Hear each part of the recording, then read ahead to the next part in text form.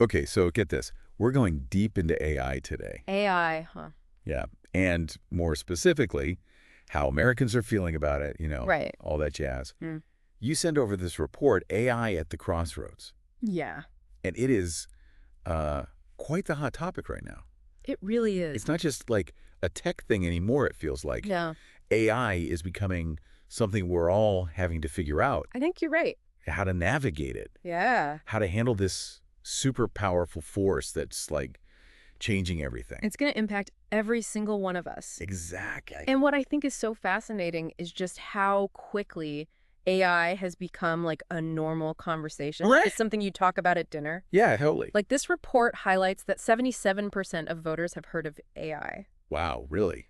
To put that into perspective, that's more than More than what? than even huge issues like Social Security. No way, seriously. Oh. That's wild. It is. It's like AI went from, science fiction to the front page. Totally. Like overnight. Yeah. But it's not just awareness, right? No, not at all. This report actually goes into how people feel about AI, Right. and it's kind of complicated. It really is. It really is. So what's the deal? Well, the report actually calls it like a mixed bag of emotions. A mixed bag. Yeah, you've got people who are like really excited about the potential. Right. Think about like, like AI tutors that can help kids with their homework. Oh, yeah, yeah. Or even AI that can plan the perfect vacation. Okay, now that one, sign me up. Right. But the report also brings up some big concerns, right? Absolutely, yeah. People are nervous about AI too. There's definitely this undercurrent of anxiety there. Like what specifically?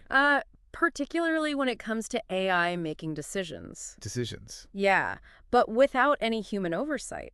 Oh, okay. The huge percentage of voters are worried about that. How many were we talking? Like 81% are concerned about AI making decisions without a human in the loop. Wow, 81%. That's a lot.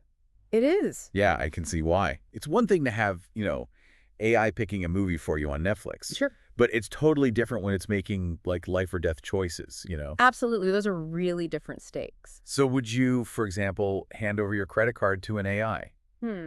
That's a good question. Right. The report actually found that only 26% of voters would be comfortable with that. Really? Only 26%? Yeah, so there's definitely a line there, So it seems like people are like interested in AI. Yeah. They're aware of it. They see the potential. But they're also like a little freaked out by it. Yes, exactly. So where does that leave us in terms of like policy, Well, that's where things get really interesting. Okay, I'm intrigued. Tell me more. The report found some surprising common ground. Common ground. Yeah, like across the political spectrum. Okay. There's this really strong support for putting guardrails on AI. Guardrails, like what kind? Things like preventing AI from interfering in elections. Yeah, okay, that makes sense. Making sure there's human oversight in how AI makes decisions. Right. And protecting data privacy. So even though AI is super complicated, Uh-huh.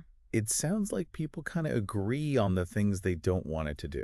They definitely have some shared anxieties about it. Yeah, totally. And a desire to control it. Okay, so what about the tech companies, right? The ones actually building all this AI stuff. Right. Are they doing okay in the eyes of the public? Not really, no. What's the problem? There's a lot of distrust towards tech companies right now.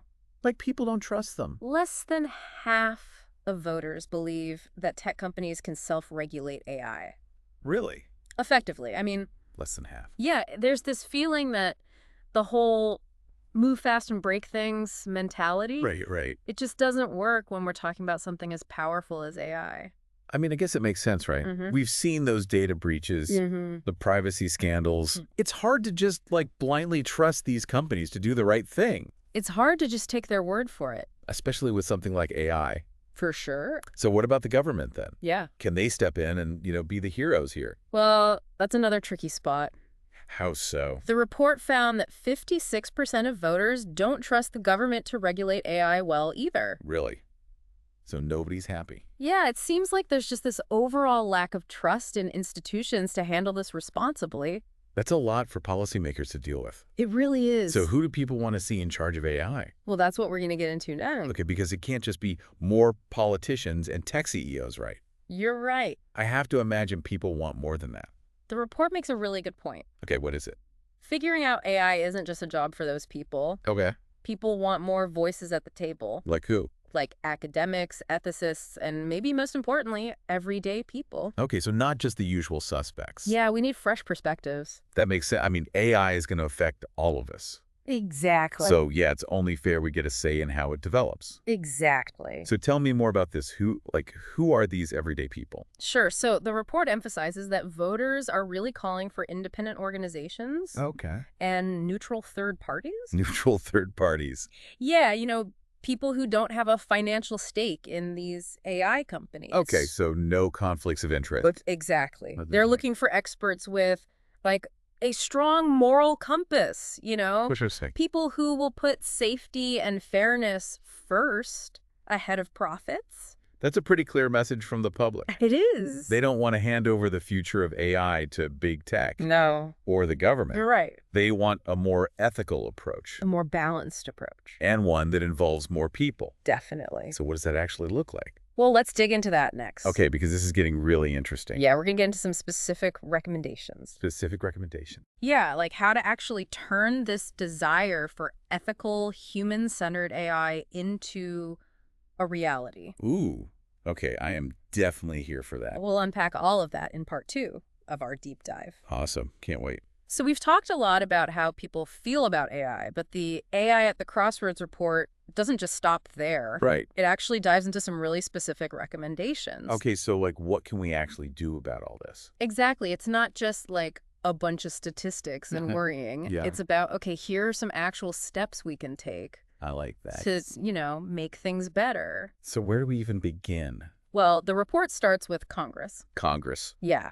And it's pretty blunt, like, Congress needs to pass legislation Okay. dastardly. Really, like right now. Yeah, we need laws that specifically address those concerns we talked about. Right, like election interference, data privacy, human oversight, all that. All of that, yeah. But passing laws can take, like, forever. It can. So what do we do in the meantime? Well, that's where this idea of building the muscle comes in. Building the muscle. Yeah, it's like this idea that Congress needs to think long-term. Long-term. Yeah, because AI is going to keep changing. Right. So our approach to regulating it needs to be able to change too. So it's not like a one-time fix. Exactly. It's more about staying, like, proactive, informed. Being ready to adapt. Okay. So like a never-ending game of chess. Kind of, yeah. Against, like, a supercomputer. Exactly. Okay, but what about the tech companies themselves? Like, what's their role in all of this? Well, the report says they have a massive responsibility. Okay. And it goes way beyond just,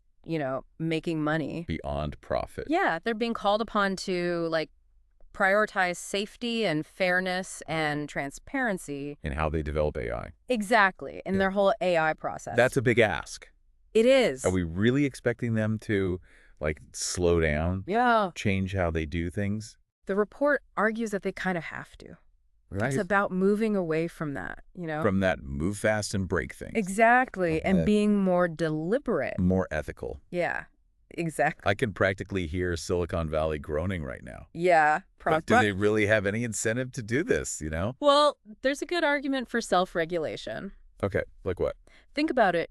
If tech companies can show that they're taking these issues seriously, they might actually rebuild some of that trust they've lost. The public trust. Exactly. And that trust is important. Right. It translates into customers, investors, a more stable future for their businesses. So it's in their own best interest to, like, get this right. I think so, yeah. It's like if they don't want the government to come in with a bunch of regulations, they need to show they can regulate themselves. Exactly. Okay, but this can't just be about tech and the government. Right. No, definitely not. We were talking earlier about how the public wants a seat at the table. Yeah.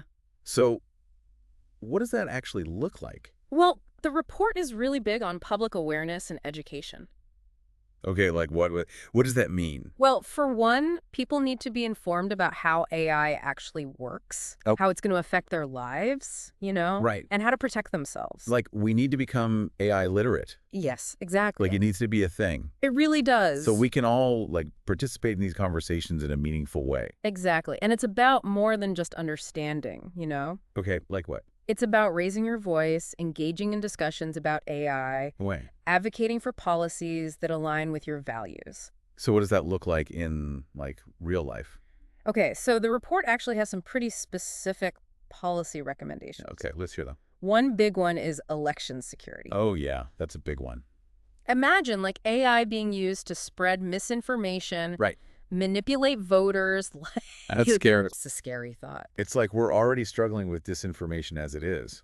Exactly. And then you add AI to the mix, it's like, oh, man. Yeah, so the report says we need to strengthen our laws to prevent AI from interfering in elections. So, like, what kind of laws are we talking about? Well, it mentions cracking down on things like deepfakes. Deepfakes? Yeah. You know those fake videos. Yeah, those super realistic fake videos. I was like, how can you even tell what's real anymore? Exactly, and that's the problem. It feels like we're always playing catch up with this technology. We are.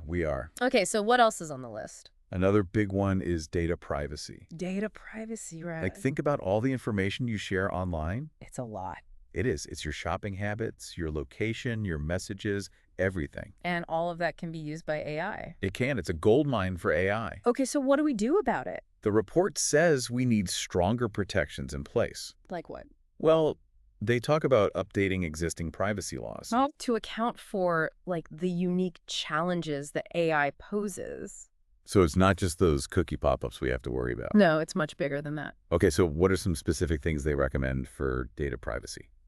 Well, it talks about giving individuals more control over how their data is used. Okay. And making sure that that data is handled responsibly. Right, responsibly. Yeah, like ethically. Okay, what else? The report also stresses the need for human oversight. Human oversight? Especially in, like, healthcare and criminal justice. Oh, okay. Like, imagine, an AI making decisions about your medical treatment. Yeah, no thanks. Or sentencing you for a crime. I definitely want a human involved in those decisions. Exactly. So they're calling for clear guidelines to make sure that there's always a human overseeing these AI systems. Especially in those, like, really important situations. Yes, exactly. It's about AI, like, assisting humans. Yeah. Not replacing them. Exactly. Okay, so we've got elections, data privacy, human oversight. What else is there? One more big one is combating misinformation and disinformation. Oh, right. We were talking about deepfakes earlier. Exactly, but it's even bigger than that. Okay. Like, AI can be used to create all kinds of fake content. And make it seem real. Yeah, incredibly realistic, but totally made up. It's getting harder and harder to tell what's true. It really is. And that's, like, terrifying. It is. So the report recommends investing in research. Research. Yeah, to develop better ways to detect and combat this. Like this AI fakery. Exactly. This all sounds really important. Also really complicated. It is complicated. Like, it's kind of overwhelming to think about where to even begin. I get that. Yeah, it can feel like a lot. But I guess that's why this report is so important, right? Yeah, it's not just a warning. Right. It's a roadmap for action. It's like a reminder that we have a voice. Yeah. And we need to use it. Exactly. So where do we go from here? Well, that's what's so interesting about the next part of the report. Okay, tell me more. It dives into some fascinating ideas about who should actually be shaping AI policy. Okay, so not just the government. No, not just the government. Not just tech companies. Not just tech companies. And not just, like, the public in this vague sense. It gets really specific about the kinds of expertise we need. Okay, now I'm really intrigued. Yeah, it's really interesting. Who are these, like, AI whisperers? We're going to unpack all of that in part 3 of our deep dive. Awesome. I can't wait. Okay, so we've covered how people feel about AI and even some policy ideas, but this report, AI at the Crossroads, gets really specific. It does. About who should be in charge of AI policy. Yeah, it's not just like a general call for more voices. Right, it actually gets into the specifics. It acknowledges that AI is, different. Yeah, unlike anything we've dealt with before. Right, totally new territory. So figuring it out requires a different approach, like a whole new kind of expertise. I am ready. Tell me, who are these AI gurus we need? Well, first off, they want independent voices. Yeah, people who aren't tied to big tech. Okay. Or swayed by political agendas. So people who can really look at this objectively. Exactly, and make decisions based on, like, one would. What's best for society as a whole. So it's about finding people who are thinking big picture. Yeah. Who put, human well-being first. Right, up ahead of profit. Ahead of power. Yeah. That makes sense. So where do we find these people? Well, the report points to a few key groups. Okay, let's hear it. One is academics. Academics. Yeah, particularly those who specialize in, like, AI ethics, philosophy, the social impact of AI. So like people who are thinking about the really big questions. Exactly, like AI's role in society, its potential for bias, Right. the long-term consequences for humanity, that kind of stuff. It's like we need philosophers just as much as we need engineers I think you're right. in this conversation. Yeah. But academics, What? they're not always the most practical, right? That's true. That's why the report also emphasizes people with real-world experience. Real-world experience, like who? Like policymakers who've dealt with complex issues, Okay. lawyers who understand regulation, even social workers, people who work directly with communities that could be affected by AI. It's about having a diversity of perspectives, right? Yes, definitely. Because AI is going to touch every part of our lives. It really is. So who else is on this list of AI experts? Well, the report highlights a group that's often forgotten in these conversations. Okay, who's that? Everyday people. Everyday people. Yeah, like they argue that we need to include people from all walks of life. Like Teachers, nurses, artists, small business owners, everyone. I love that because it's making sure that the people who will actually be impacted by AI have a say in how it's developed. Exactly. It's about democratizing the conversation, Yeah, moving it out of those ivory towers and boardrooms and into our communities. Yeah. It needs to be a conversation that everyone can participate in. It really does. So I'm struck by this idea that we need this whole new breed of expert to navigate this AI revolution. That's a good way to put it. It's not just about technical skills. Yeah. It's about ethics, empathy, and a deep understanding of what it means to be human. That's a big part of it. That's a tall order. It is. But also kind of exciting. It is exciting. We're being challenged to rethink what it means to be an expert. Yeah, to broaden our definition of intelligence. Like that. To find a more holistic approach to these problems. Okay, so what does all this mean for me? For you. Yeah, for the average person who's just trying to understand all this AI stuff. It means we need to get involved. Involved, like how? Read up on AI, talk to your friends and family about it. Okay. Reach out to your elected officials. Don't be afraid to ask questions. So it's about being an informed citizen. Yes, in the age of AI. And recognizing that this isn't just some far-off sci-fi thing. Right. This is happening now. It's happening now. And it's going to shape the world we live in. For sure. And the good news is we have a say in that shaping. We do. We can make sure that AI is used for good. We can make sure it benefits everyone. Not just a select few. Right. That's powerful. We have the power to steer AI in the right direction. Only if we participate, Only if we're active and engaged. Exactly. Well, this has been a fascinating deep dive into the world of AI. Into AI at the crossroads, really. Yeah, it's given us a lot to think about the public's hopes, their fears, and the need for really thoughtful and ethical leadership. For sure. It's a lot to process. It is. But I hope it leaves people feeling empowered. Empowered. Yeah, not overwhelmed. Right. Because the future of AI is being written right now. It is. And we all have a role to play in that story. Absolutely. So stay curious, stay engaged, and stay tuned because this conversation is far from over. It's just beginning. And that's a wrap on our deep dive into AI at the Crossroads. We'll see you next time for another fascinating exploration of the ideas shaping our world